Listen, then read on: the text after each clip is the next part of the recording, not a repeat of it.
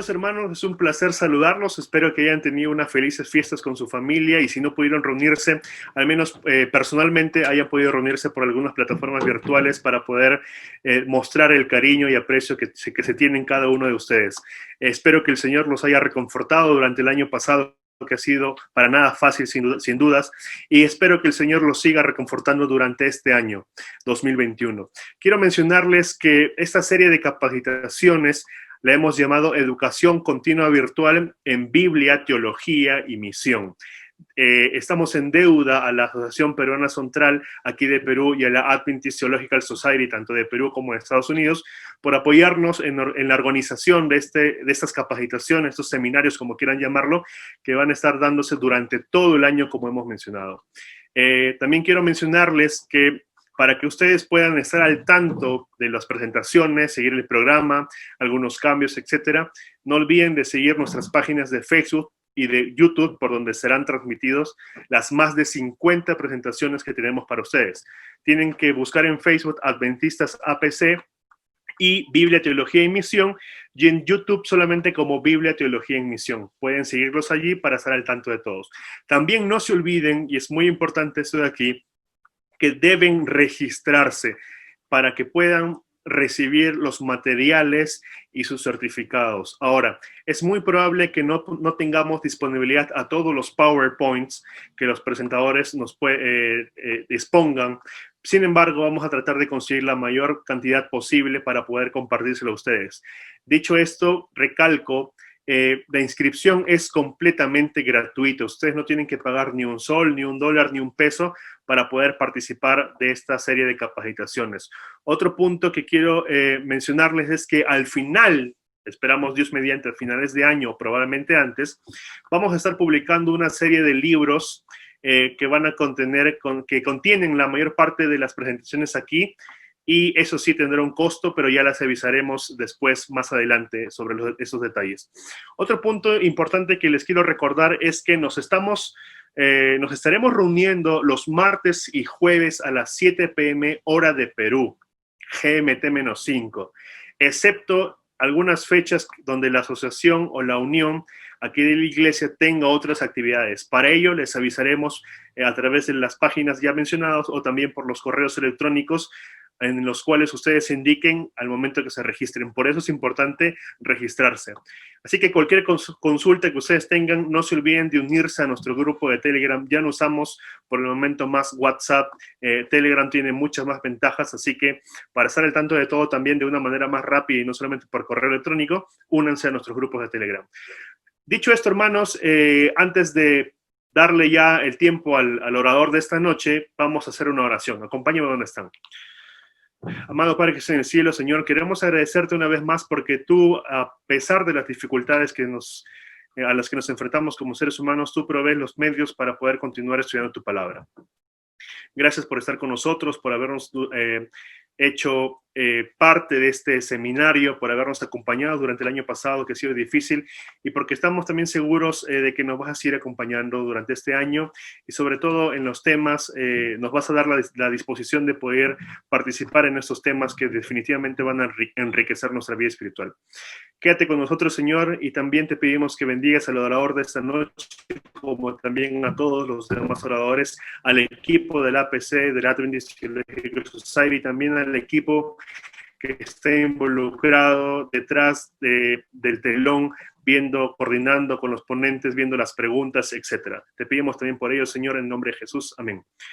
Bueno, el orador de esta noche, de hecho, no necesita presentación. Es una persona bastante ya conocida por todos nosotros, no solamente aquí en Sudamérica, donde yo estoy en Perú, sino también en otras partes del mundo. Quiero invitar y darle pase al doctor Alberto Tin. Para quienes no lo conocen, y lo que voy a decir no hace justicia al extenso currículum vitae que tiene el doctor Tin, Alberto es especialista en el desarrollo y en la teología de las doctrinas adventistas del séptimo día. De hecho, su tesis doctoral se basó en eso, y ustedes pueden encontrar la tesis doctoral en español en las librerías de CES aquí en Perú, y también en las editoriales de GEMA y ATPA en Centroamérica. Así que, sin nada más que decir, doctor Alberto, gracias por su tiempo, por una vez más acompañarnos esta noche aquí, la cual espero, por supuesto, que no va a ser la única noche. Así que adelante, por favor, el tiempo es suyo. Gracias por la oportunidad de estar con ustedes y siempre es un privilegio. Estén en la casa o en otra ubicación, que tengan la bendición del Señor y la protección también. Nosotros estamos viviendo, yo creo, en el periodo, los últimos días del tiempo que nosotros tenemos de gracia. Y esta es una oportunidad también de estudiarnos la palabra de Dios y reflexionar un poco sobre nuestra identidad. ¿Por qué nosotros somos adventistas del séptimo día? ¿Y cuáles las razones? ¿Cuál es la convicción que tienes? Yo siempre digo que nosotros tenemos que ser adventistas por tradición, y no hay problema con eso. El problema no es la tradición es neutral. El problema es la tradición que va en contra de la Biblia. Entonces, la Biblia está arriba de la tradición. La otra cosa es por conversión, que es muy importante, porque si no tienes una experiencia personal con el Señor, no hace mucho sentido tu religión. La tradición puede ser mala o buena. Ahora, por supuesto, Jesús habló en contra de la mala tradición de los ancianos. Ahora, hay un otro punto. También tendrías que ser por convicción, porque si no tienes la convicción de que la Biblia es nuestra regla y que la Iglesia Adventista está en conformidad con la Biblia, tendrías que cambiar, porque sería una ilusión. Entonces, estas tres cosas son importantes, pero me gustaría, hablando con usted de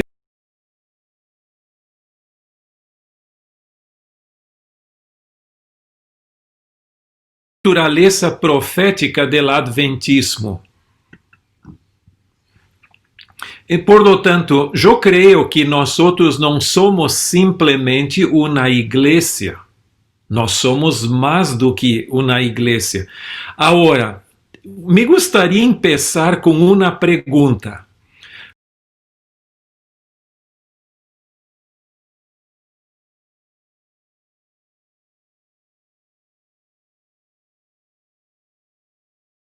Diferentes opções, alguns põem um número, outros põem outro número.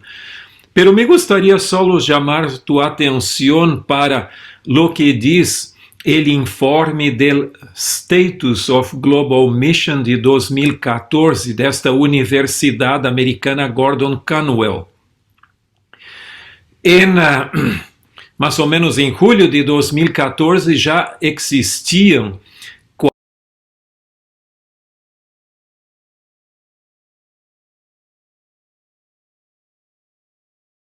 de casas de culto, ou seja, de templos, pero 45,000 denominações cristianas. Os bautistas são uma denominação, metodistas, luteranos e os adventistas também. Agora, com tantas denominações, e alguns dizem que hoje já está a mais de 50,000, todas dizem que têm bases bíblicas. Solo que as creencias de estas denominações estão em conflito, elas não são a mesma coisa, todas crendo allá. Ora, a pergunta que vem é: e tu crees que nós somos simplesmente uma a mais, um ladrilho em la parede del cristianismo? Ou temos algo mais do que simplesmente isto? Mira, este vai ser o propósito de nossa reflexão. Ustedes podem ter sua convicção, pero me gostaria compartilhar com ustedes minha convicção personal, porque eu sou um adventista do sétimo dia e não um luterano. Porque mis antepassados todos vieram do norte de Alemanha para o sul de Brasil. E, por supuesto, o norte de Alemanha quedou luterano e o sur quedou católico. Então, en el año 1905, todos mis abuelos aceptaram o mensaje adventista e foram bautizados por parte de papai e de mamá também, no mesmo ano. Então, eu sou adventista de terceira e quarta geração. Pero poderias me perguntar por que eu não vuelvo a la igreja luterana? Ou elijo uma outra igreja? Por que me quedo em la igreja adventista? Não é simplesmente porque sou um pastor de la igreja adventista, pero eu tenho uma convicção e esta convicção me gostaria de compartilhar com vocês nesta oportunidade. E eu creio que há alguns pontos que se têm que levar em consideração. A pergunta é esta: por que sou adventista del sétimo dia? E esta pergunta, se eres membro da igreja, também tendrías que fazer. E quizás, se não eres membro da igreja adventista, poderias, em primeiro lugar, a pergunta e dizer: por que seria bueno que eu fosse adventista del sétimo dia? Mira, nós vamos a reflexionar nesta oportunidade em 4 pontos que eu creio que são claves. A igreja adventista del sétimo dia não é simplesmente uma outra igreja mais. É um movimento profético. Quantas denominações cristianas existem no mundo hoje? Eu creio que tem 4 pontos. Essa é uma pergunta muito difícil de contestar por uma razão distinta de las demás denominações surgiu em cumprimento a la profecia. Por lo tanto, tem ênfase en el tiempo profético. Además disto, também tem uma assistência profética, que tem a ver com o ministério profético de Ellen G. White. E então, o terceiro ponto é mensaje profético específico para esses 45.000 denominações cristianas. E tem eu estou falando de denominações, uma missão profética também para compartilhar. E nós vamos, nesses minutos que temos, vamos a reflexionar nestes 4 pontos que são claves para identificar nossa identidade. Bueno, vamos começar com o tempo profético. E há texto da Bíblia que é clave em todo o estudo de las profecias, que é Daniel 8:14, e aqui em la Reina Valera 1995 nos diz: E ele dijo: hasta 2300 tardes e mañanas, luego el santuário será purificado. Esse não é o único período profético no Daniel, pero é o período mais largo, o período mais significativo adentro do cómputo da cronologia do livro. Por supuesto, não é dizer que outros não sejam as 70 semanas que levam a Cristo. O Messias também é muito importante, é clave para o cristianismo, pero este período profético é muito significativo. Se fuéramos mirar pouquito esses períodos, Guilherme Miller hizo sincronismo que é o mesmo que nós mantenemos hoje, que é interessante, que habla de los períodos que temos ali. Tu tienes, em primeiro lugar, las 70 semanas, e que são 490 anos, e praticamente os expositores de Daniel todos estão de acordo que têm que ser anos, senão não vai chegar ao Messias. Agora, tu tienes também tempos e metade tempo, que são 1260 anos. Depois tienes 1290 dias ou anos, 1335 dias anos, e finalmente as 2300 tardes e manhãs, que são 2300 anos. Isso é só para que tu tenhas uma ideia de como se hace o sincronismo no livro. Em outra exposição eu já falei sobre isso, por lo tanto não vou volver a esse tema, pero me gostaria solo plantear uma coisa. Não sei se já te vino alguma vez a pergunta: por que tu usas o princípio dia por ano a algumas profecias e não a las outras? Um exemplo claro é Daniel 9.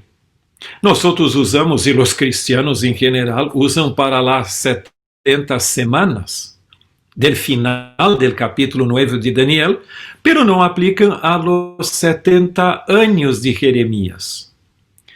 Mira, essa é uma pergunta muito interessante e em pouquitas palavras eu vou simplesmente reflexionar um pouco sobre isto. Em primeiro lugar, para que eu use o princípio dia por ano, há que ser profecia. Se não é profecia, não lo vou a usar. Pero não é suficiente, a profecia tem que ser simbólica.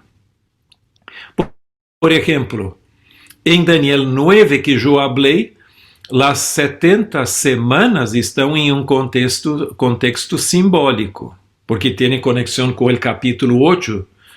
Agora, os 70 anos da profecia de Jeremias, o início do capítulo, não tem um contexto simbólico. Por lo tanto, não lo uso. Pero não é suficiente ser profecia e simbólica.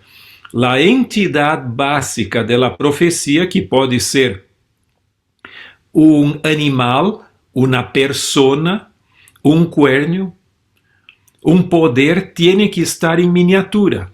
É mais ou menos como quando tu usas o zoom de tu celular ou de tu câmera. Quizás vocês tenham uma câmera melhor que compraram em Lima, quizás ali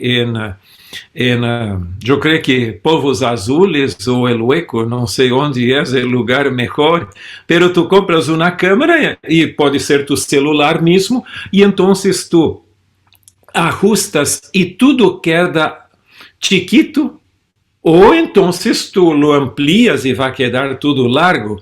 Então, a mesma coisa é isso. Quando a entidade básica da profecia está em miniatura, por supuesto, o tempo também lo está, e é muito importante, então, que tomes em consideração isto para não distorcionar a interpretação. Solo a título de exemplificação, en estes textos aqui, em Números 14, tienes, por exemplo, 12 homens ou espias, e por sua vez que representam 12 tribos. E o texto mesmo diz que cada um de los 40 dias de expiação na terra de Canaã representam 40 anos. Lo mesmo tu tienes em Ezequiel. Tu tienes ali Ezequiel representando Israel ali início e depois cambia para Judá, e os dias involucrados também representam anos.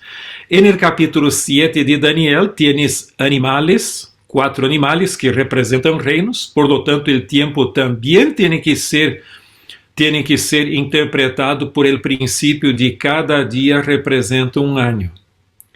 Acuérdese que em la profecia, tempo representa ano, e naquele entonces, cada ano era de 360 dias, não 365 como temos hoje. Depois se arreglava, cada mais ou menos 19 anos, se arreglava um mês para corrigir a pérdida por ser um pouco mais curto. Pero aqui tu tienes simplesmente uma ilustração. Depois Daniel 8, outra vez animales que representam reinos, e o mesmo capítulo lo identifica como reinos.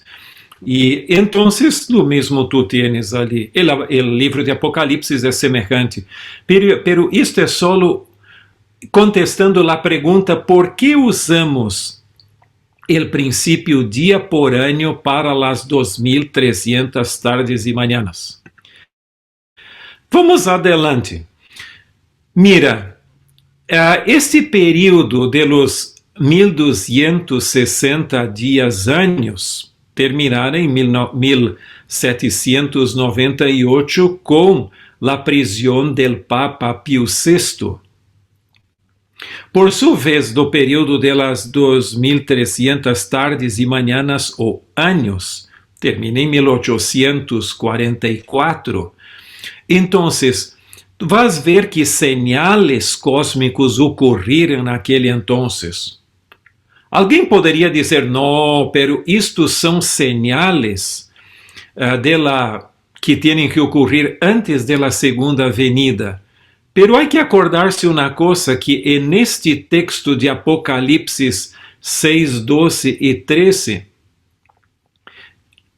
estas señales, terremotos, sol, luna, estrellas, ocurren en la abertura del sexto sello y no el séptimo, que es la segunda venida. Por lo tanto, son señales del tiempo del fin, que el fin se había acercado. Por lo tanto, nosotros creemos que el tiempo del fin empezó el año 1798 con la prisión del Papa.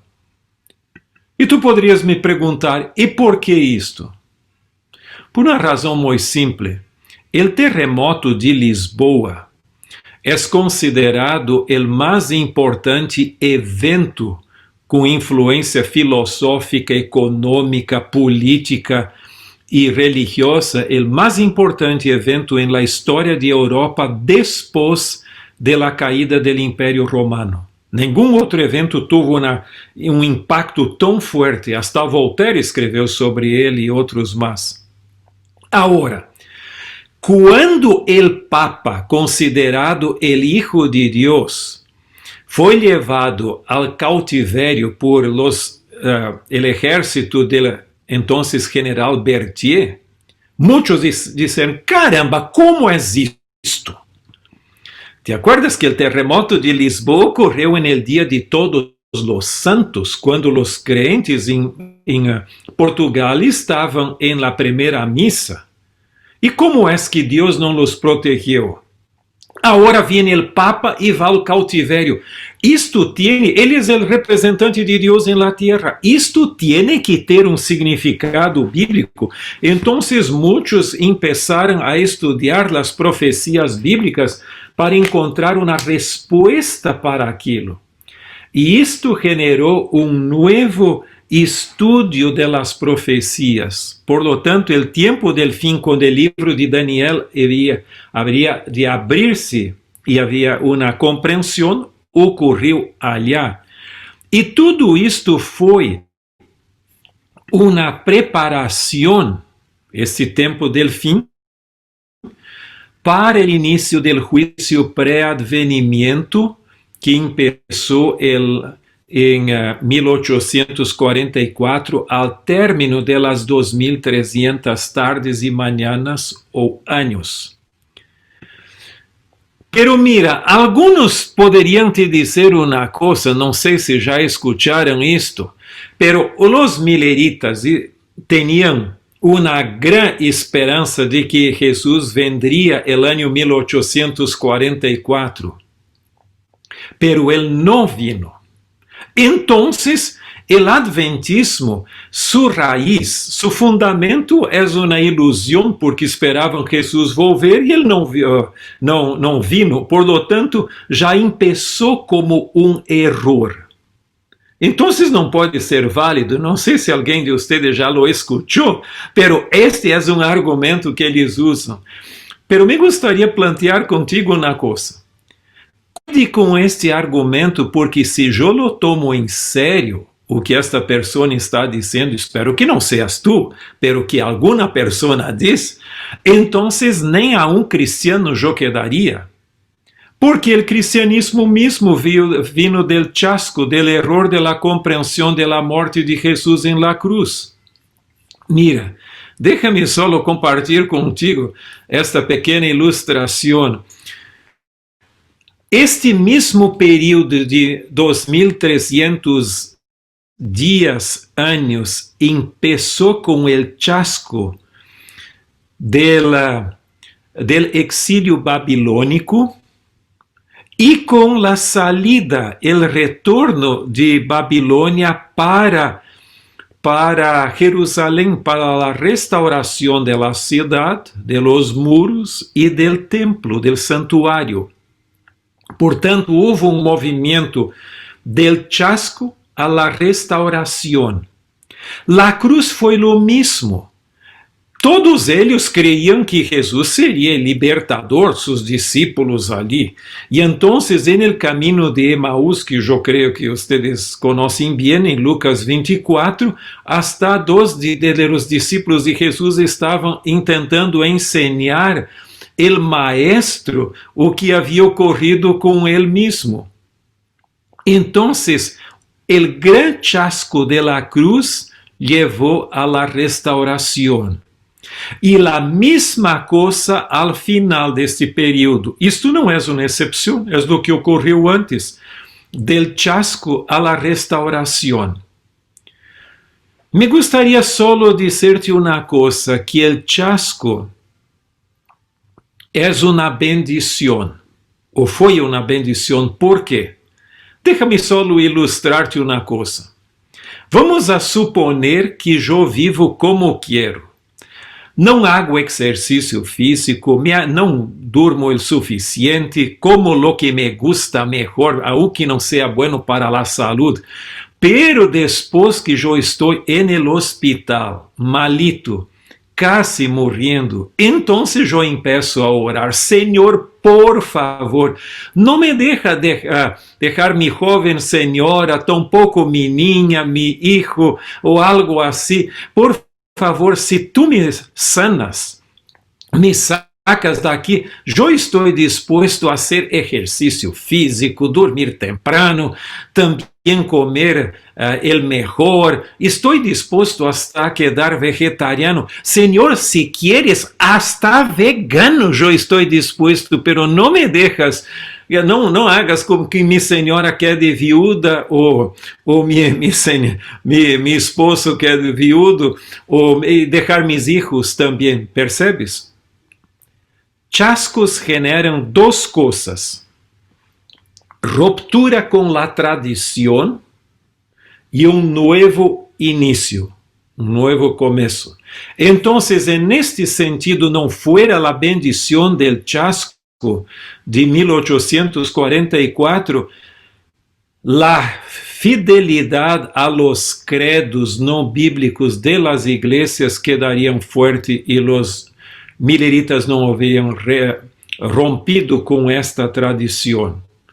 Agora, depois del chasco, eles começaram a estudar a Bíblia para encontrar uma resposta ao chasco. Pero al buscar encontrar resposta ao chasco, encontraram respostas para a quantidade de perguntas que todavia nem haviam hecho. E começou todo um processo de restauração da verdade bíblica. E isto foi o que ocorreu com os adventistas naquele entonces. O mesmo ocorreu com a cruz. De uma perspectiva sociológica, o cristianismo não teria toda a chispa, toda a força, se não fuera o chasco de la cruz. Deus tem suas formas, por supuesto, pero depois que Jesus foi a la cruz, eles começaram com toda a força, mira, de la desesperação al entusiasmo, e não havia quem pudera calar os apóstolos e os discípulos de Jesus, porque diziam: caramba, nós outros creíamos que era o fim de tudo, agora nós outros teremos todo o entusiasmo possível. E tu sabes que no primeiro siglo da era cristiana, o cristianismo quedou como a mais forte e pujante secta do judaísmo. Mais que os fariseus, e o que puedes imaginar, por el entusiasmo que se generou. E o mesmo eu creio que ocorreu também com os pioneiros do movimento adventista. Agora, o segundo ponto que é clave é a assistência profética também. Mira, Vamos a suponer que alguna vez fueres a Buenos Aires, que está aqui abaixo en la pantalla, la parte inferior de la pantalla, e tienes que tomar um vuelo ao norte mais ao norte de Argentina, pode ser quizás Corrientes ou Córdoba, alguma cidade ali. E el dia estiver clarito, mira por la ventana e vas encontrar el gran delta del rio Paraná. El delta tiene, sabes, delta é quando el rio forma cantidad de canales distintos, como puedes ver aqui. Este delta tiene 300 kilómetros de extensión e em sua parte mais ancha, uns 80 kilómetros. Quando navio viene del extranjero e tem que subir el rio Paraná, ele entonces, piloto, capitão de navio local de Buenos Aires ingressa en el navio e lo maneja por el canal que tem la profundidad suficiente. Mira, isto ocorre todavía hoy que temos GPS e todos os modernos meios de navegação. Nós podemos comparar a história do mundo também a largo delta, a rio, que antes de chegar ao puerto de la eternidade forma grande delta ideológico, filosófico, cultural e religioso. E foi exatamente para esses tempos tão difíceis da história humana que Deus preparou piloto, ou seja, uma mulher, Helena de White, para nos ajudar a nós irmos com segurança ao puerto da eternidade. Tu poderias me perguntar, e seus escritos são uma extensão à la Bíblia? Não, jamais. O propósito não é añadir a la Bíblia, pero nos mantener fieles a la Bíblia. Este é o grande propósito desta voz profética, ou seja, deste piloto ou capitão de navio para os últimos dias. O bíblico diz, porque não hará nada Jeová el Senhor sem que revele su secreto a sus siervos los profetas. E este é princípio bíblico que temos, que Deus não nos surpreende. Ele sempre hace, ele revela o que vai ocorrer. Por supuesto, há coisas que ele não vai revelar. Eu creio muitas vezes que a ignorância é uma bendição. Eu hice teste de DNA de mis orígenes étnicos, pero eu poderia elegir outro teste. Havia duas opções neste sítio que é Ancestry.com, ou seja, Ancestry.com. Eu poderia também elegir as possibilidades de las enfermedades que vou a ter no futuro. E eu digo, não, este não me gostaria. Então, eu creio que é bueno se nós soubermos todas as desgraças que vão ocorrer em nossa vida, nós nem aún vamos ser felizes, porque vamos já viver os problemas com muita antecipação. Pero los grandes rasgos de la historia, o que Dios va a hacer y o que el diablo también va a hacer a lo largo de la historia, Dios lo revela. Y este es el principio clave que tenemos en ese texto. Esta es una forma de revelación de Dios con los seres humanos. Ahora, vamos simplemente ilustrar este punto. En las grandes crises de la historia humana, quando a verdade e o erro estavam em tensão e a verdade tendria que ser restaurada, o processo de restauração da verdade, ocurría con una asistencia profética. Por ejemplo, después de la caída, la primera gran crisis fue, por supuesto, el diluvio. El mundo sería destruido por agua. Entonces Dios tuvo su mensajero Noé, que fue una voz de advertencia al mundo sobre la desgracia que vendría. En la gran crisis del cautiverio egipcio, Moisés, además de su hermano y hermana.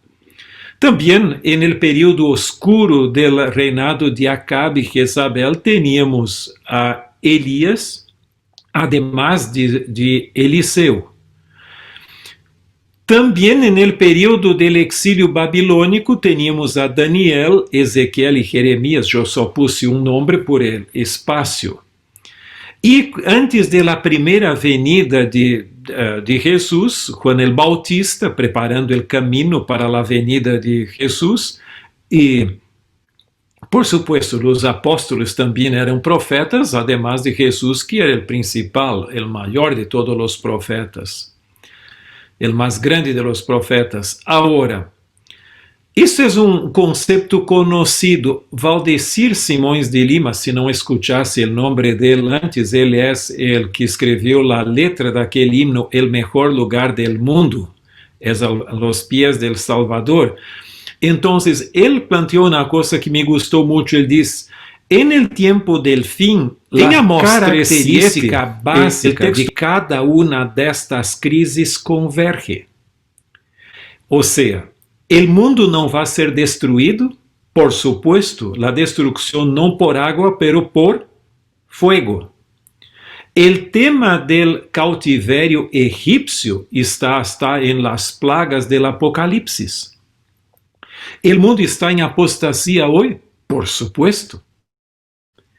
Y el tema del exilio babilónico no está en Apocalipsis. Tú tienes hasta himnos de triunfo sobre Babilonia.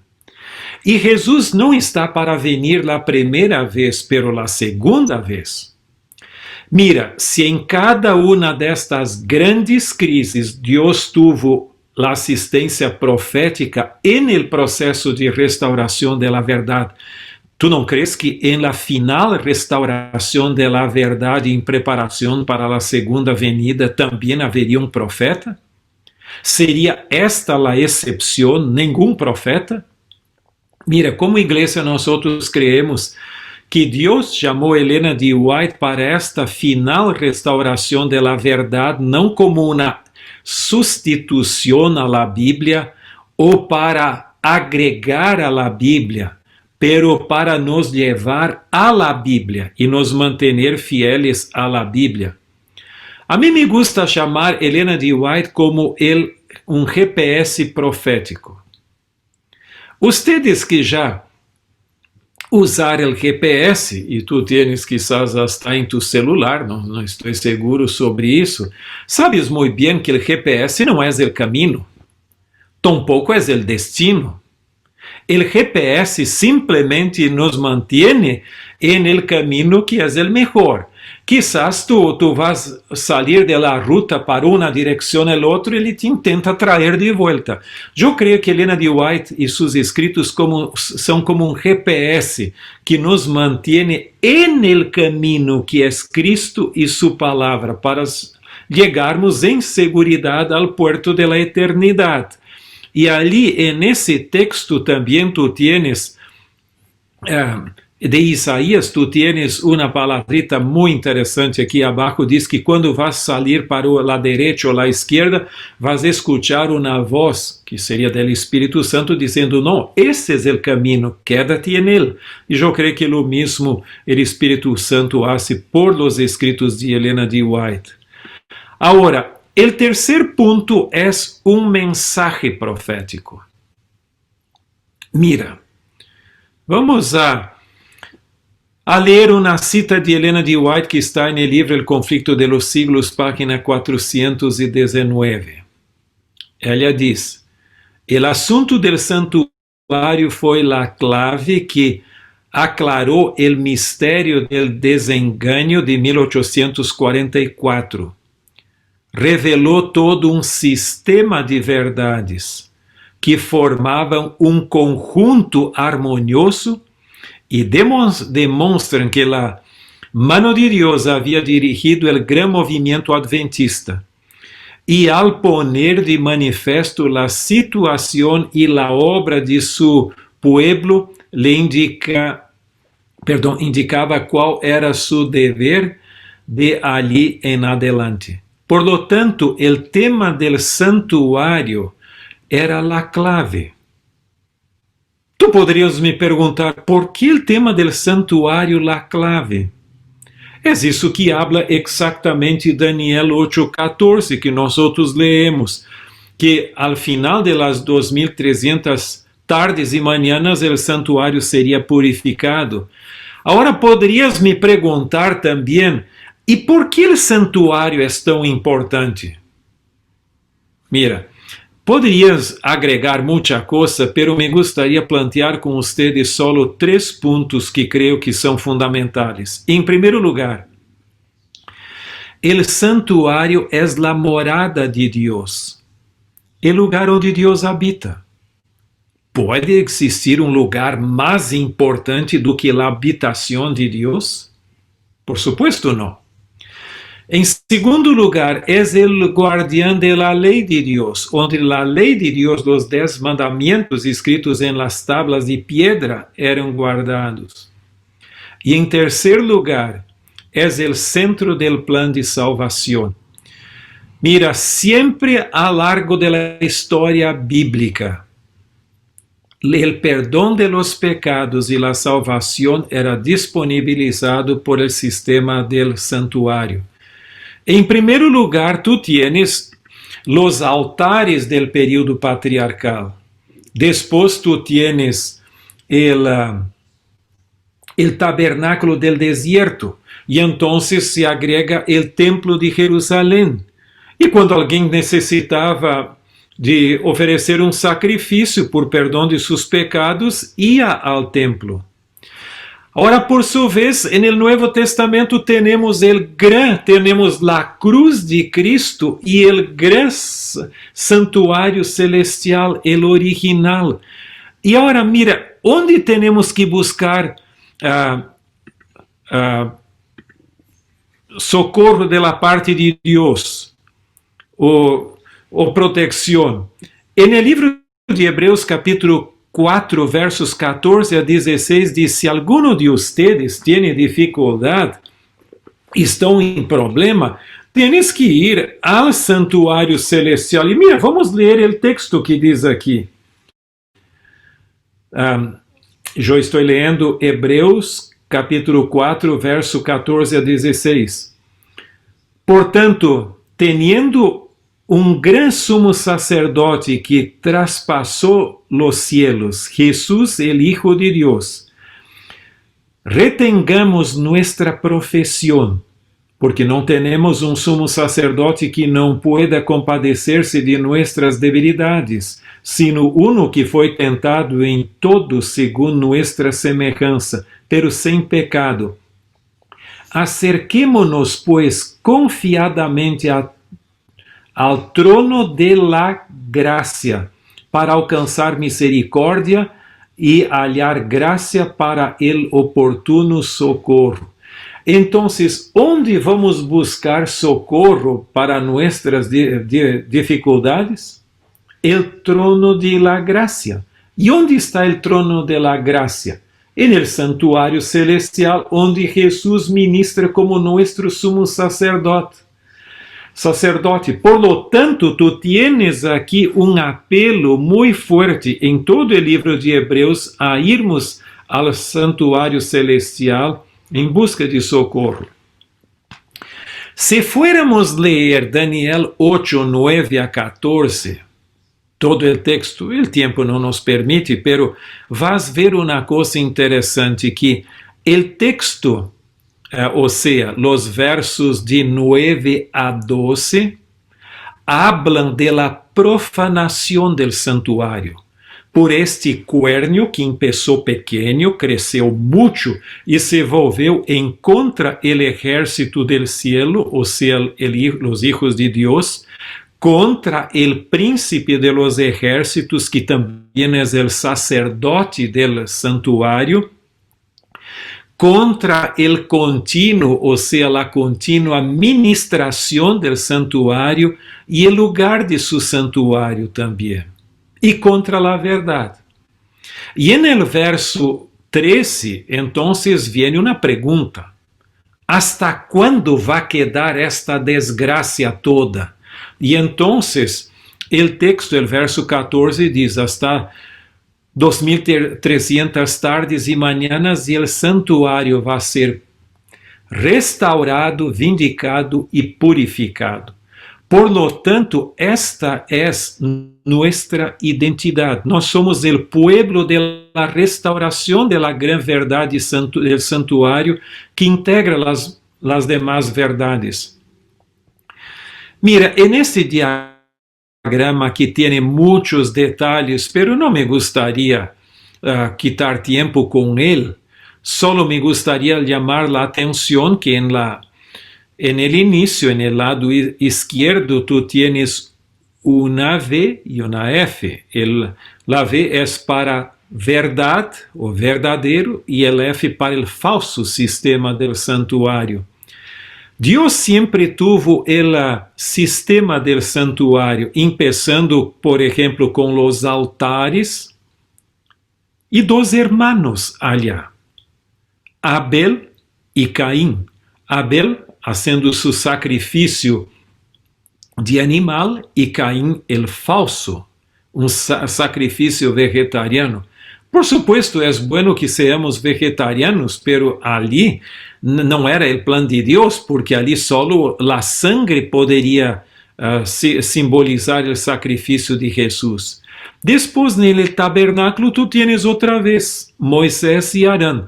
Mientras Moisés estaba en el monte recibiendo todas las instrucciones para la construcción del santuario, abajo estaba Arán con su falsificación.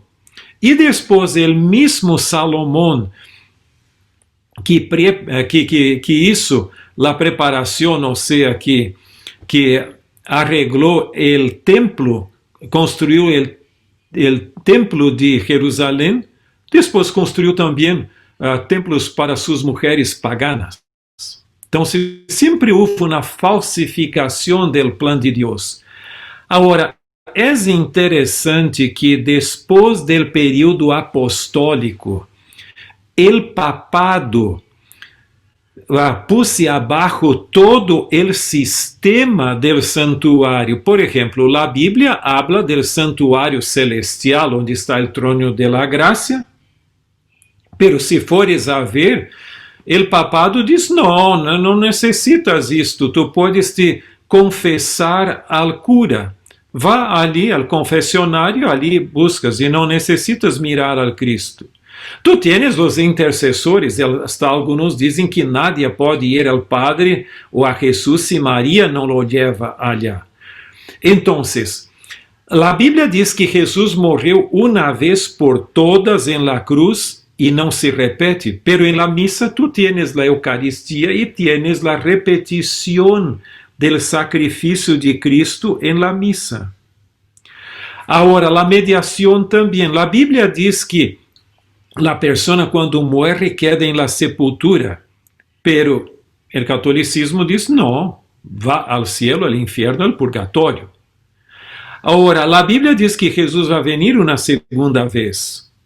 Sí, pero ya está en el cielo. ¿Por qué la segunda venida si ya está en el cielo? La Biblia habla del sábado. No, es domingo. Entonces, es todo un sistema onde el santuario celestial não hace sentido. Tu já escuchaste una misa ou un sermón en otra iglesia que habla de la verdad del santuario, de la ministración de Cristo? Normalmente, quando hablam, é para criticar os adventistas. Pero mira, aqui diz que al final deste período, de las 2300 tardes y mañanas el santuario sería restaurado. El término original significa restaurado, vindicado, justificado e purificado. É término amplio. Se tu tienes dúvidas sobre o significado, tenhas em mente uma coisa, que o que ocorreu allá al final desse período é toda uma reversão do sistema de profanação.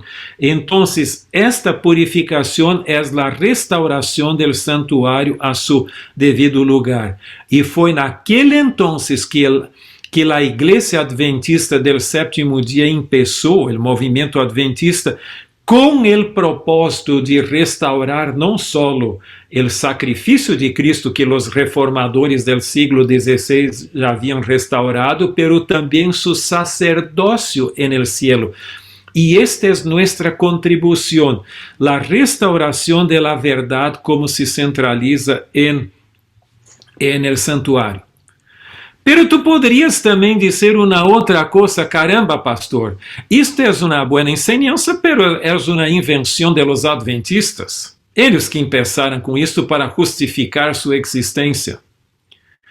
Por incrível que pareça, Lutero já tinha esta compreensão. E eu escrevi alguns artículos sobre o sacerdócio de Cristo, segundo Martim Lutero.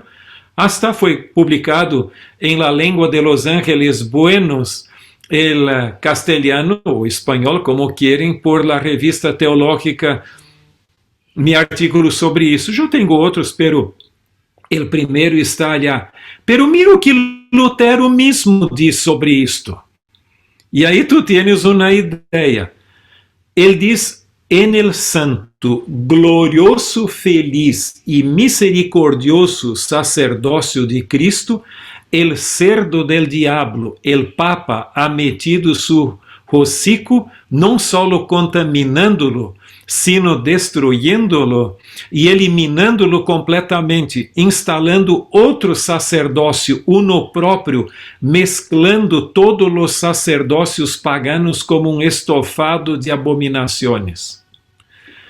Caramba, eu estou seguro que tu não usarias linguagem tão forte para falar del sistema católico. Pero Lutero falou muito forte. Essa é só uma cita para exemplificar. Há outras, todavia, onde ele também fala sobre isso, pero ele tinha a compreensão também que o sistema papal, com uma dimensão horizontal, tudo ocorre a nível de la misa e aqui na terra, quitou de la mente de los cristianos la ideia de la muerte de Cristo como una sola en la cruz y su sacerdocio en el cielo. Y esta es la restauración de la verdad bíblica que nosotros como adventistas del séptimo día tenemos que hacer, es nuestra misión. Bueno, ese es el artículo que yo mencioné. Si alguien tiene interés, quizás puede conseguir en la universidad misma. Yo creo que hasta está en línea, no estoy seguro. Mira. Ahora, nuestro mensaje adventista es integrado por el santuario, porque allí dice que los mensajes también, dice allí el texto de Daniel 8, habla, allí 9 hasta 13, habla que este poder antagónico a Deus haveria também de poner abaixo hasta la verdade. Que verdade é esta? São as doutrinas centralizadas en el santuário. E los pioneiros de nuestro movimiento estudiando la doctrina del santuário conectaram la lei el sábado com el santuário, el ministério sacerdotal de Cristo também, a segunda venida, a imortalidade condicional del alma e o dom profético. Essas são as 5 doutrinas distintivas de la fé adventista. Por supuesto, poderias agregar as demás também. Agora, este sistema de doutrinas integradas por el santuário é predicado en su dimensión escatológica, o sea, en el tiempo del fin que hablamos ali después de 1798, 1844, por la predicación de los 3 mensajes angélicos. Isto es nuestro sistema de verdad, nuestra contribución para el mundo. Mira, outras igrejas podem oferecer para ti sanidade. Se estás enfermo, vem à minha igreja, te vou a curar por um milagro listo. Eu me pergunto muitas vezes, onde estão os milagros da pandemia agora? Todos que estavam em pandemia tinham que ir às igrejas e receber a cura allá. Dá a impressão que não está ocorrendo. Outros dizem que se tu eres fieles com tus donações à minha igreja, vas quedar como rico. Nós outros não podemos prometer isto. Tudo que nós outros podemos prometer é um compromisso com Jesus, com Deus e sua palavra. E esta é nossa missão no mundo, a restauração da verdade nesses postreros dias da história humana. Agora, aqui é uma ilustração para que tenhas uma ideia de como é o sistema da verdade. Os 3 mensajes angélicos eram como uma escalera a la plataforma da verdade. E mientras o santuário celestial está sendo purificado por el sacerdócio de Jesus, como diz ali Hebreus capítulo 9, versos 22 e 23, os 3 mensajes angélicos de Apocalipse 14, 6 a 12 estão sendo predicados em la tierra em preparação para a segunda venida de Jesus. Agora, me gostaria de perguntar quem é o centro de nosso mensaje, ou seja, de nossa doutrina. ¿É Cristo ou é o santuário? Alguns diriam, não, é Cristo. Outros, não, é o santuário. Eu te digo uma coisa, não é o santuário sem Cristo vazio, tampouco Cristo afuera de seu santuário. O centro de nosso mensagem é Cristo em seu santuário. ¿Por que sacá-lo de seu santuário? Não há razão alguma. Então, isto é clave. E todas nossas doutrinas estão conectadas com Cristo e seu sacrifício em la cruz e sua ministração ou sacerdócio em el santuário celestial. Mira o que Helena de White diz, par de citas dela também. Mensajes Selectos, tomo 2, página 99, diz: La verdade para este tempo é ampla e abarcante e compreende muitas doutrinas, pero estas doutrinas não constituem reglones separados e de pouco significado, sino que estão unidas por hilos de ouro que conformam na totalidade que tiene a Cristo como seu centro viviente. As verdades que apresentamos de la Bíblia são tão firmes e inconmovíveis como o trono de Deus. Por quê? Porque viene de Deus, de sua palavra. Essa é minha cita preferida, favorita de Helena de White. É a matutina, a devoção matutina, nossa elevada vocação del dia para a leitura para 10 de enero. Diz: Cristo, su caráter e obra. Por lo tanto, não é só a persona de Cristo, é tudo o que Ele é e hace, incluso su sacerdócio, por supuesto. Por lo tanto, Cristo, su caráter e su obra é o centro e a circunferência de toda a verdade.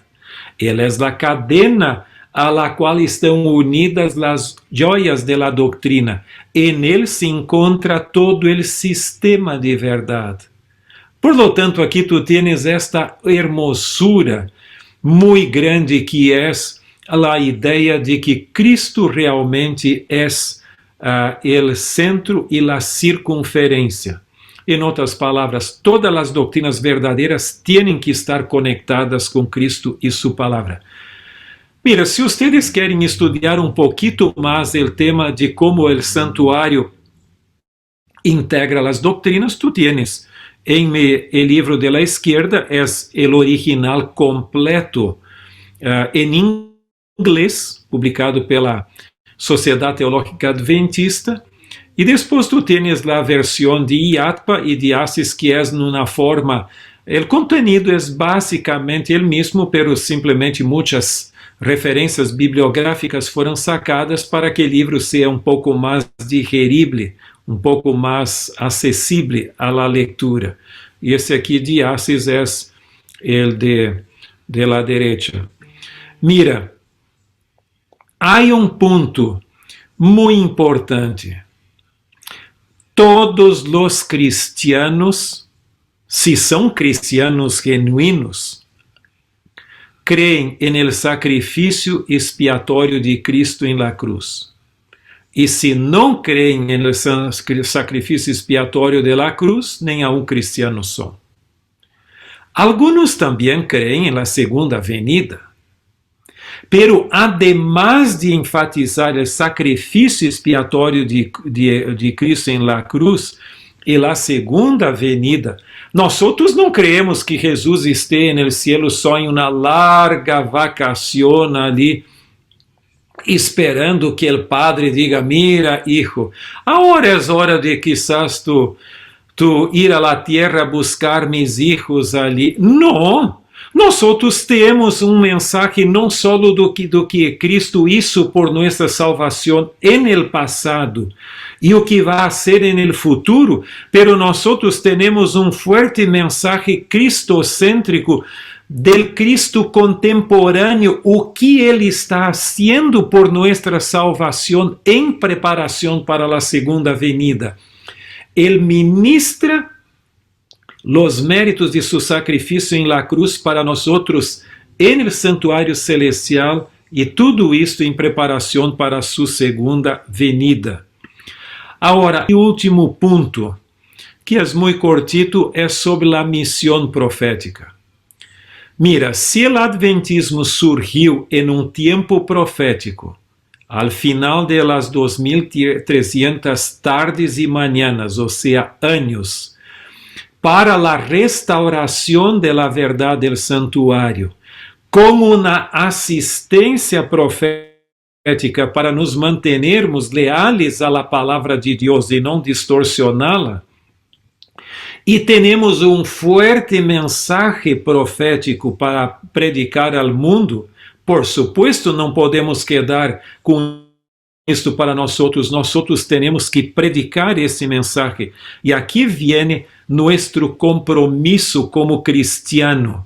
Não simplesmente como uma mais no cristianismo, pero o compromisso com aqueles que estão comprometidos com a palavra de Deus. En el Evangelho de Juan, capítulo 16, 13, diz que o Espírito Santo, quando vendria, ia guiar a todos a toda a verdade. Portanto, o compromisso cristiano é ser guiado por el Espírito Santo a toda a verdade.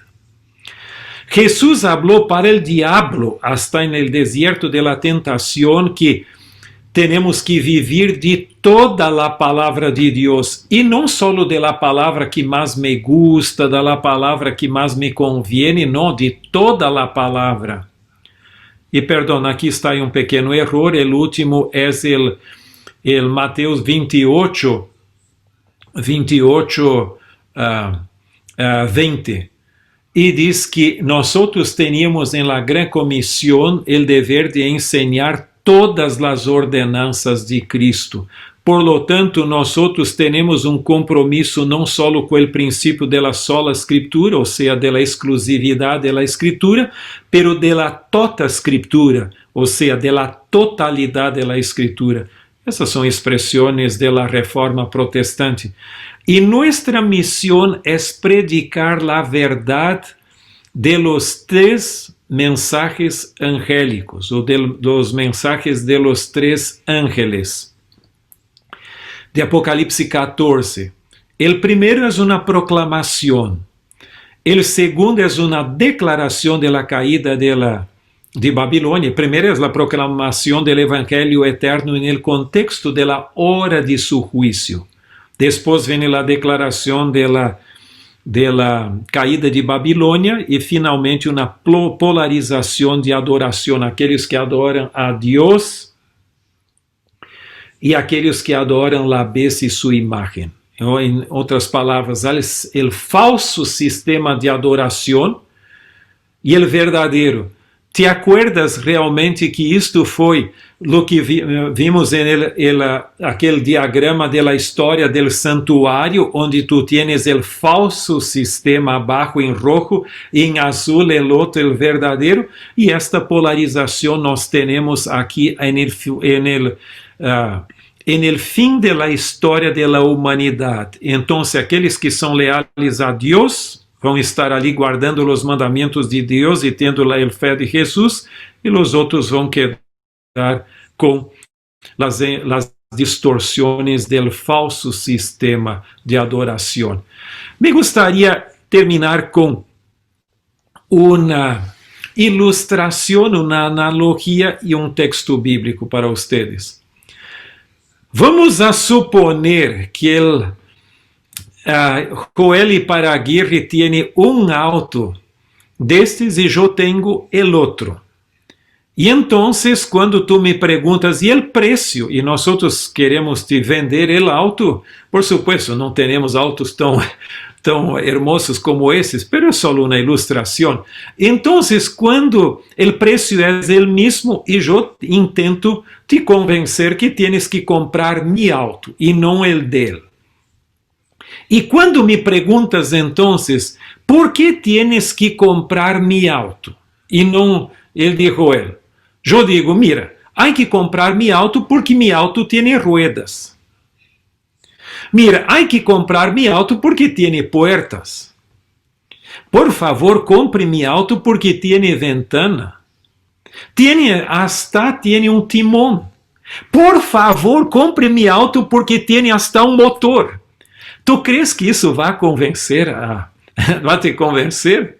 Jamás, porque si no tiene estas cosas, nenhum auto es. O que hace a diferença é quando eu vou dizer, mi auto tem isto, aquele outro, que o auto de Joel não tem. Então, sim, então me quedo com o tuyo. Muitos querem convencer o mundo predicando solo Jesus me ama e aquilo que todos os cristianos têm. Predicar a persona de Jesus, todos cristianos têm que fazer, se não lo haces, não eres cristiano.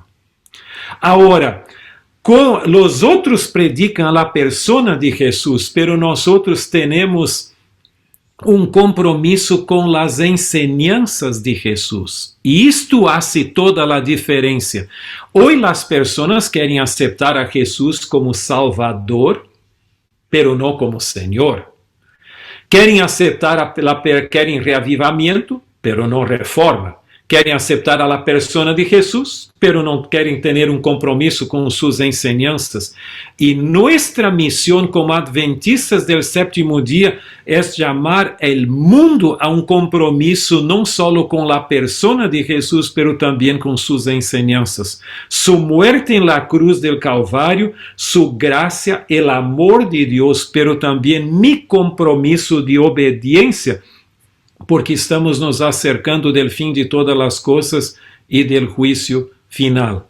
Agora, o texto e a boa promessa que temos para nós outros está em São Mateus capítulo 24, 14. E será predicado esse evangelho del reino em todo o mundo, para testemunho a todas as nações, e entonces vendrá el fim.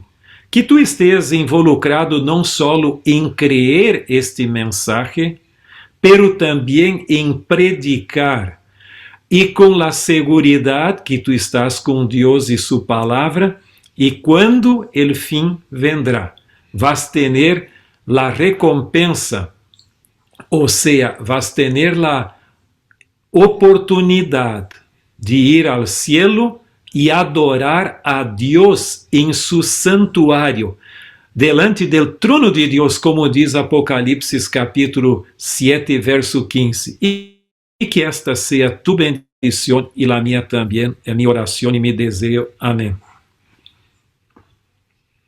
Gracias, Pastor Tim, por la presentación del día de hoy. Así que tenemos de hecho, varias preguntas ya han sido respondidas por su presentación, mientras que usted íbamos hablando y iba haciendo sus propias preguntas, o de repente algunas preguntas que nos hemos hecho nosotros. Sé que tenemos unas cuantas nomás que nos han enviado aquí. Y la primera sería la siguiente. En una presentación que usted estuvo con nosotros en el mes de julio, al hablarnos del santuario, usted señaló que ha habido cambios en la interpretación de la doctrina del santuario a través de los años en la Iglesia Adventista. La pregunta es, ¿estos cambios también se pueden ver si hablamos de la escatología adventista? La escatología adventista ha sufrido cambios, ha habido retrocesos, de repente nuevos paradigmas, ha habido desafíos a los que se enfrenta hoy día, de repente relacionados a la hermenéutica. Como un ejemplo quizá, nosotros consideramos que somos el remanente, el pueblo final de Dios, pero algunos miembros de iglesia, desde 1970 en adelante, están diciendo que esto no debería ser así. ¿Qué nos puede decir al respecto? Es una excelente pregunta.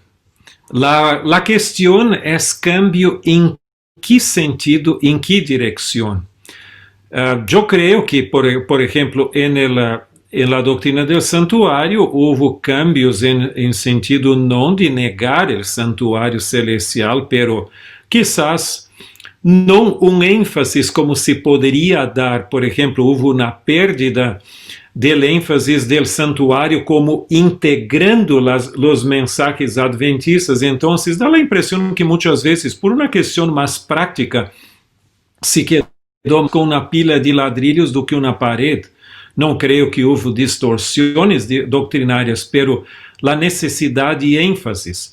Hoy muchos predican, Jesús me ama, Jesús, tú eres la persona más hermosa y cosas así, y la gracia de Dios es necesaria, por supuesto, pero también si dejamos afuera el elemento distintivo de la fe adventista, entonces no hay razón para quedarnos afuera del movimiento ecuménico.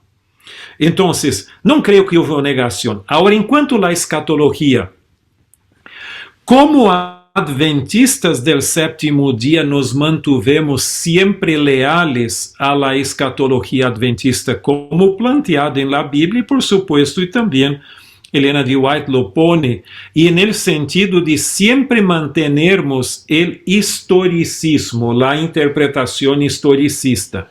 Ahora, hubo indivíduos, personas que quizás puseram um ênfase aqui, outro ali, hasta herejia, pero não puedes dizer que isto é a igreja, porque um predicador independente, de um ministério independente, predica uma coisa, não diz que é a igreja, e que eu estou de acordo com ele, por supuesto, não, isso é por conta dele. Aunque ele quer dizer que isso é o novo ênfase que há em la igreja, não. Houve alguns cambios em detalhes? Sim, por supuesto. Déjame solo ejemplificar, por ejemplo, la cuestión de la comprensión del Armagedón.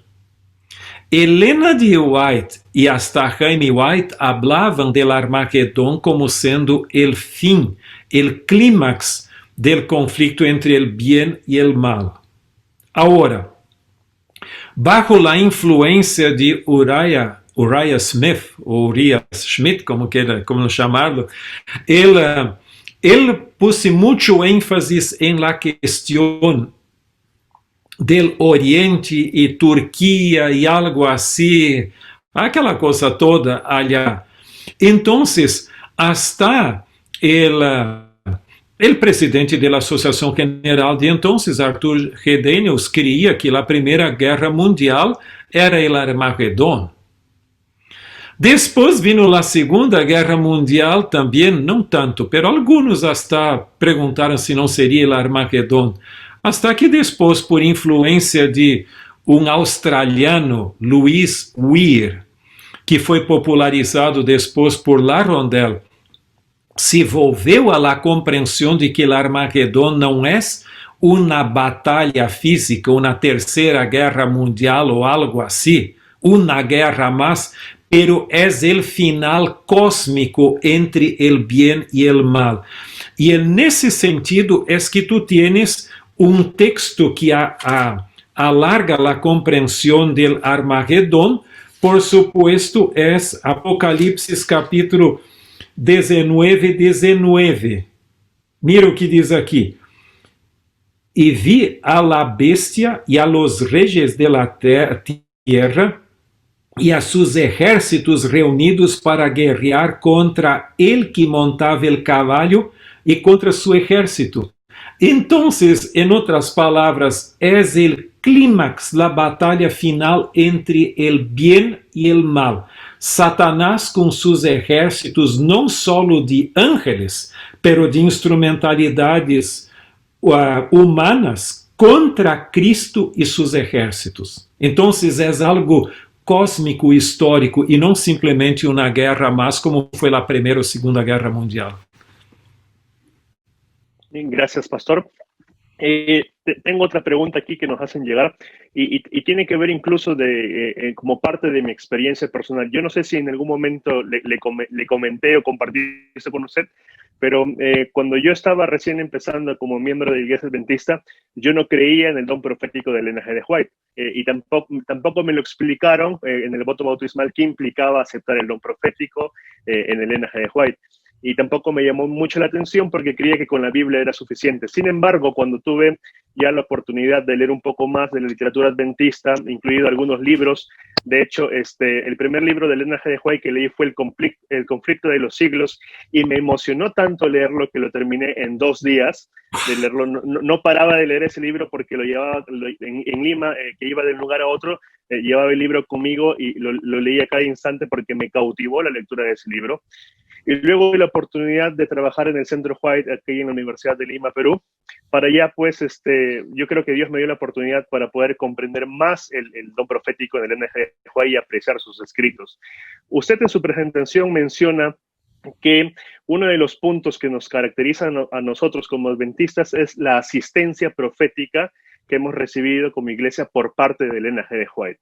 Ahora, el problema, entre comillas, que puede causar esto, si es que causara, es que algunos miembros de iglesia, incluso personas muy conocidas, eruditos de nuestra iglesia, que dicen que nosotros no somos el pueblo de la Biblia como pretendemos ser o como queremos señalar. Es decir, que no nos basamos en la sola escritura y toda escritura, sino que hay niveles y pareciera que en nosotros pusiéramos el don profético de Elena G. de White o a Elena G. de White misma por encima de la sola escritura, para que luego haya la tradición adventista, y recién en tercer o cuarto lugar habría pues ya lo que es la Biblia y solo la Biblia. ¿Es esto cierto? ¿La Iglesia Adventista interpreta así la Biblia? ¿Este orden que han pretendido dar algunos es el correcto? ¿Es cierto que de repente algunos grupos sí creen en esta jerarquía y se los ve así, o es simplemente una generalización? Mira, por supuesto que es una generalización por una razón. Tú tienes personas que ponen Elena de White arriba de la Biblia, por supuesto. Como também tem aqueles que põem Elena de White a la basura. Então, eu posso mirar de um lado e dizer, mira, todos então põem Elena de White arriba de la Bíblia. Não. E também tu pode dizer, todos põem Elena de White a la basura. Tampouco. La posición de la iglesia adventista, si quieres tener una idea, hay el libro que yo fui hasta el editor, que es titulado El don de profecía o el don profético en la escritura, en la historia. Si fueres mirar el apéndice, los apéndices A y B, principalmente, tú tienes una relación de todas las declaraciones oficiales de la Iglesia Adventista en relación con el don profético a lo largo de los años, especialmente en las las asambleas de la Asociación General. Entonces, ali tú tienes la posición oficial y no la opinión de un individuo o del otro, que distorsiona para un lado o para la derecha o la izquierda. Ahora, por supuesto que muchas veces declaraciones pueden no ser tomadas en cuenta en la práctica. E há predicadores, quizás, que vão muito allá. Agora, para que tu tenhas uma ideia de que isto é uma generalização que não se pode tomar em sério, porque a pessoa está mirando solo um lado da moneda como se a moneda tivesse uma sola cara. Não é assim. É uma coisa. La Iglesia Adventista tiene el comentario bíblico adventista, houve outros intentos e hoje se está haciendo um comentário de quantidade de volumes, además del comentário de Andrews, que saliu agora el Antigo Testamento, está por salir el Nuevo Testamento também, todavía esse ano, eu creio. Agora mira, há um comentário largo de muitos tomos. Era para ser 17, pero tengo a impressão que vai ser mais, todavía. Então, agora, algumas pessoas, ministérios independientes, han sacado Bíblias com anotações de Helena de White, ou seja, notas de pé de página com citas de Helena de White. El Ellen G. White Estate, onde eu trabalho, ou seja, o patrimônio literário de Helena de White, não aceita esse tipo de iniciativa, ou que alguns intentam fazê-lo por uma razão. Não nos gostaria que a leitura da Bíblia fosse sugestionada por Helena de White. Puedes usar por tu conta, eu isso uso também. Por exemplo, a compreensão de los evangélicos, de los evangelios é muito aclarada por la lectura del deseado de todas as gentes. É incrível, e muitos pastores evangélicos e hasta católicos usam o deseado de todas as gentes, jamás põem o nome ali. Quando eu era pastor de distrito no sul de Brasil, eu tinha uma coluna en el periódico de la ciudad.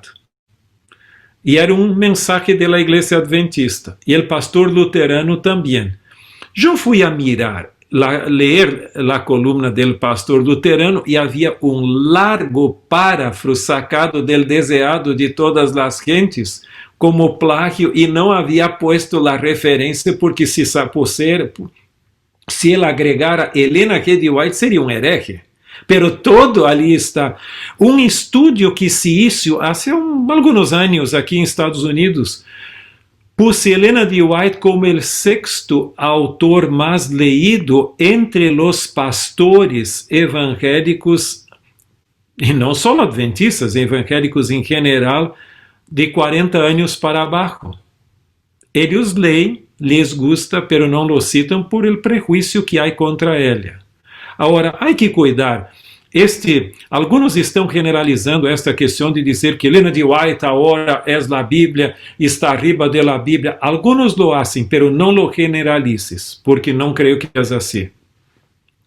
Todo el sermão tem que ter bases bíblicas. Agora, tu puedes citar Helena de White, como eu hago também. Por que quando eu vou a citar, por exemplo, vou a citar um filósofo, ou um reformador, ou um grande teólogo, caramba, esse tipo é erudito. E não há problema. Quando eu vou citar a Helena de White, há que ser bíblico. Caramba, se eu estou reemplazando a Bíblia por Helena de White, é uma coisa. Pero aclarar, Dwight Nelson, que é o famoso pastor de nossa igreja em Andrews, cita Helena de White em cada sermão, praticamente, por lo menos os que eu escutei e vivi ali 6 anos. Gracias, pastor, por la aclaración. Y de hecho, pastor, siguiendo con el tema del don profético del Helena G. de White, yo sé que probablemente esa pregunta ya la ha respondido en alguna de sus otras charlas que ha tenido, pero este problema de poner al Helena G. de White por encima de la Biblia se vería también en el grupo de hermanos de la iglesia que creen que Cristo va a venir en el 2031, porque al parecer hasta donde yo he podido averiguar, he podido leer, he podido escucharlo a usted incluso y a otros predicadores, ellos basan más el establecimiento de una fecha de que Cristo viene en el 2031 en base a Elena G. de White y no en la Biblia. ¿Por qué? Porque cuando van en la Biblia y dicen que nadie sabe el día y la hora, leí un comentario en Facebook, el texto de Mateo 24 dice, nadie sabe el día y la hora, pero no dice el año, y el año es el 2031. ¿Qué nos puede decir al respecto? Yo creo que la Biblia de ellos, de estas personas, quizás es incompleta. Tiene una lacuna. Porque si el mismo Jesús que el mismo Jesús que dijo allí en Mateo 24 que no se puede saber el día y la hora, también dice en el Hechos, antes de su ascensión, el Hechos capítulo 1, el verso 6 y 7. Hechos 1, 6 y 7. Mira o que diz. Entonces los que habían reunido le preguntaron, isso es antes de la ascensión de Jesús, diciendo, Señor, ¿restaurarás el reino a Israel en este tiempo? Y él les dijo, no os toca a vosotros saber los tiempos y las sazones que el Padre puso en su sola potestad. Pero recibiréis poder, y ahí viene el Espíritu Santo, y seis mis predicadores. Entonces, si la idea del día y la hora no se puede tomar en serio en Mateo 24, aquí también el año, porque aquí habla de los tiempos y las sazones. Ahora, mira, estas personas distorsionan, Elena G. White, la tendencia de los ministerios independientes y de los predicadores por su cuenta de la izquierda, o sea, los liberales, es de poner Elena G. White a la basura. No, solo escritura, solo escritura, solo escritura. Ok, y de las derechas da la impresión que la Biblia no es tan importante como Elena G. White, pero hace una lectura distorsionada, porque si fueres a leer el inicio del libro Eventos para los Últimos Días, tienes toda una sesión de cantidad de citas que Elena G. White diz que nosotros después de 1844 não temos nenhum mensaje baseado em tempo.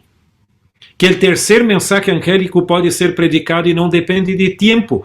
Por lo tanto, é uma distorção de Elena G. White intentar usar Elena G. White para o término de los 6.000 anos ou para o término de los 2.000 anos depois de Cristo. E tu sabes, esses tipos vão de rama em rama, como o pájaro, de uma rama a outra. Primeiro era del ano 4 antes de Cristo, que foi mais ou menos o nascimento. Então, Jesus, os 2.000 anos e os 6.000 anos, terminaria o ano 1996. Não passou. O ano 2000, tampouco. Então, del bautismo, 2027. E se não viene, vamos ao ano 31. Então é 2031. Se não viene, por supuesto, vai ao ano 34, que é o término de las 70 semanas de Daniel 9. E assim a coisa vai. Dá a impressão que as pessoas, não tomam em sério a Elena G. White.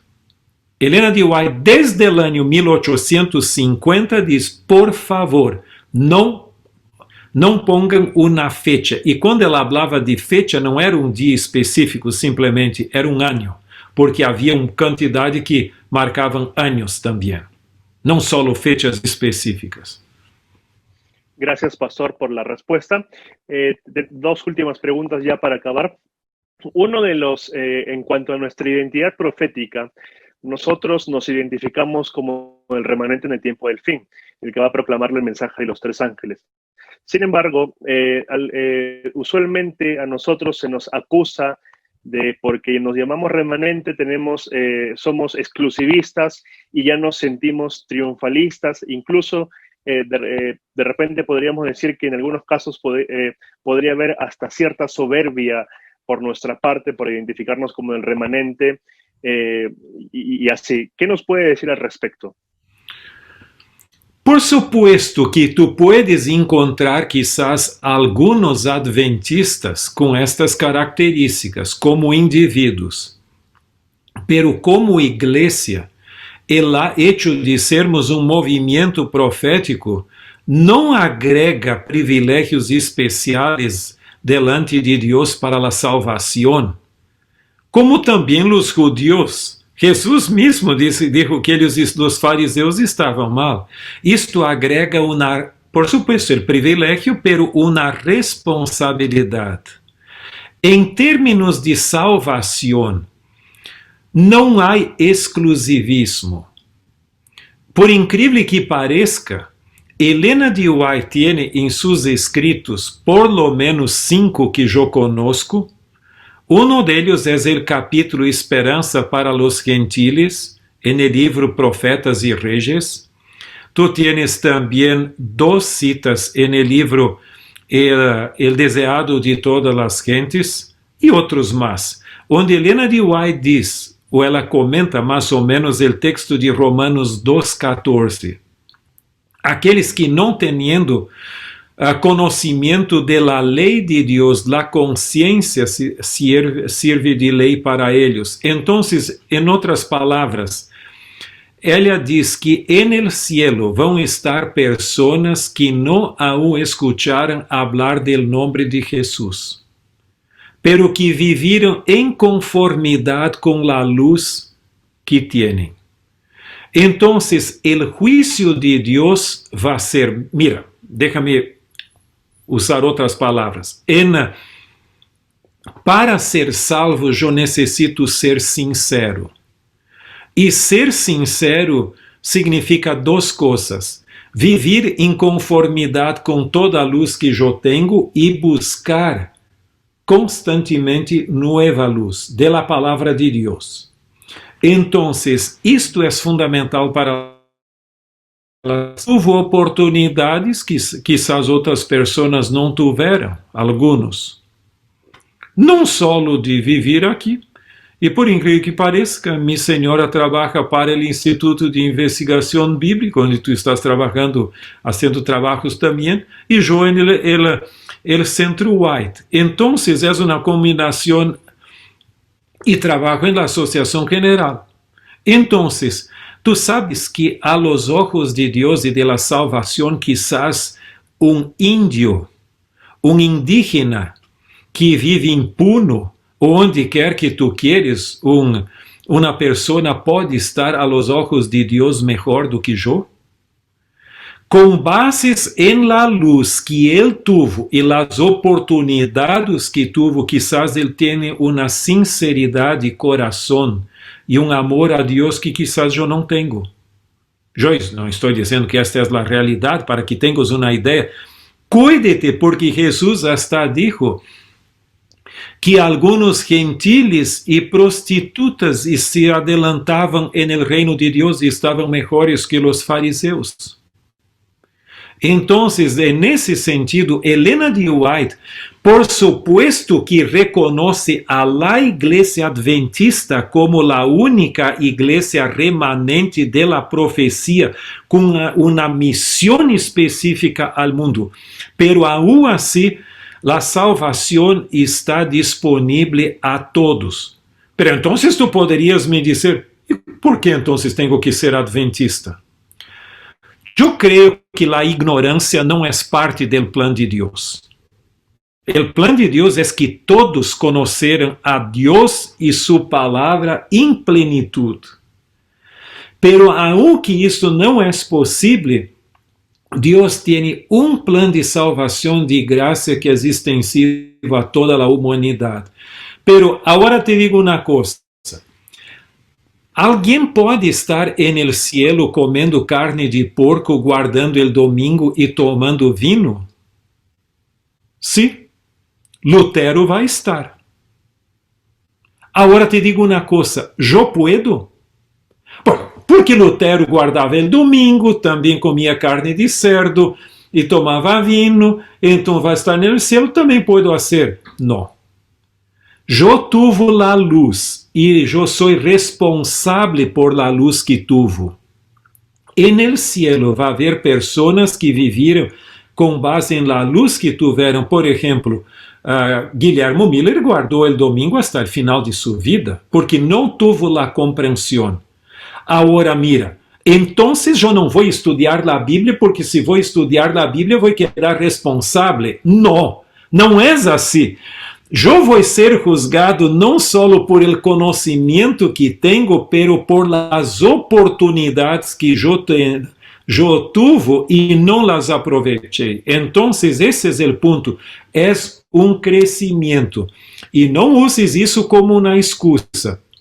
Eu creio que o plano de Deus seria que todos tivéssemos conhecimento pleno de Deus. Pero o mesmo Deus que não discrimina vai tomar em conta as pessoas onde elas estão, com as oportunidades quizás muito pouquitas que tiveram, pero aún así su gracia es extensiva a ellas. Gracias, Pastor, por esta respuesta. Tenemos aquí la última pregunta. Me gustaría que fuese como la vez pasada, donde, Pastor, la última pregunta y venía otra y venía otra. pero en esta vez no va a ser así, porque, bueno, como le dije al inicio, ya varias preguntas han sido respondidas, sí. ¿No? Pastor, la última pregunta es la siguiente. Tiene que ver con nuestra identidad profética, ¿no? Con el mensaje profético, mejor dicho. Nosotros, dentro de nuestras características en cuanto a nuestro mensaje, hemos dicho, pues, hemos identificado a partir de la Biblia que Babilonia es la iglesia romana y lo hemos predicado por cientos de años, me parece, hasta la fecha. Sin embargo, algunos teólogos europeos han señalado diciendo que ya basta de pegarle a la Iglesia Católica, a nuestros hermanos católicos. De repente, algunos recientemente en ministerios como Spectrum o Adventist Today han publicado artículos diciendo de que nuestra escatología es una escatología abusiva y que nosotros no deberíamos predicar mensajes con un tono escatológico para infundir temor. Entonces, la pregunta es, ¿realmente nuestra escatología es abusiva?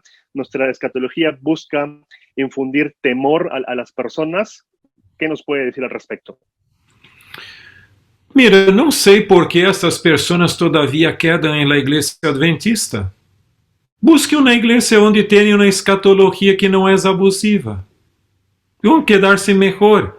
Uma vez quando estava escrevendo minha tese de maestria sobre a escatologia de Hal Lindsey, eu hasta fui a uma livraria luterana e tentei perguntar que livros de escatologia vocês têm. E a senhora, dueña da livraria, disse: mira, nós não temos escatologia como luteranos. Então, Lutero tinha. Então, quizás vá a uma igreja como essas que vai quedar mais tranquilo. Por que quedar na igreja adventista? Mira, a mesma crítica que eu haria, que estes tipos hacen a la escatologia adventista, eu poderia fazer na Bíblia também. Nós tivemos não ayer, el jueves, uma reunião sobre os 3 mensajes angélicos.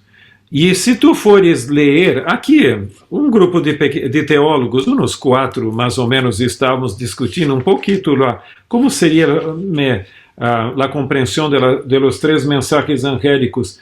Mira, vamos a solo mirar, em poucas palavras, o que diz o terceiro ángel. Según el criterio destes teólogos, seja europeus ou seja o que é, então a Bíblia é abusiva também. Mira, o terceiro ángel los seguiu dizendo a gran voz: se alguno adora a la bestia e sua imagen, e recebe la marca em sua frente ou em sua mano, ele também beberá del vino de la ira de Deus, que ha sido vaciado puro, e el cálice de sua ira, y será atormentado con fuego y azufre delante de los santos ángeles y del Cordero. Y el humo de su tormento sobe por los siglos de los siglos. Y no tienen reposo de día ni de noche los que adoran la bestia y su imagen, ni nadie que reciba la marca de su nombre. Y por contraste, el verso 12, aquí está la paciencia de los santos, los que guardan los mandamientos de Dios y la fe de Jesús. Mira, entonces tienes que acusar también el apóstol Juan, que es el apóstol del amor, de ser abusivo, de ser ali que la persona va a quemar con fuego y azufre por mucho tiempo ali. Y hasta el humo va a subir ali, caramba. Isso es más fuerte simplemente. Mira, quando nosotros hablamos de Babilônia, nosotros não hablamos de personas, porque há personas que não tiveram a luz de la verdade plena em todas as igrejas. E eu creio personalmente que no cielo vão estar católicos, evangélicos e outras pessoas, hasta gentiles, como Helena de White dijo, que não conheceram a verdade. Pero el problema não são as pessoas, temos que amar as pessoas, pero são os sistemas doctrinales que estão em contra da Bíblia. Então, eu creio que há muitas pessoas católicas sinceras que vão estar no cielo. Agora, o problema é o sistema católico, que, perdão por la sinceridade, em minha opinião, é uma falsificação del sistema del santuário bíblico. E isto cambia completamente. Agora, se eu, conhecendo a verdade, me quedo com um sistema assim, bueno, então eu estou em dificuldade. Pero a solução que Deus tem não é agora aplastar, ablandar, sacar afuera esses textos bíblicos que são fuertes. E o mensagem adventista é forte porque a Bíblia mesmo lo é. Agora, a solução é estar com Deus.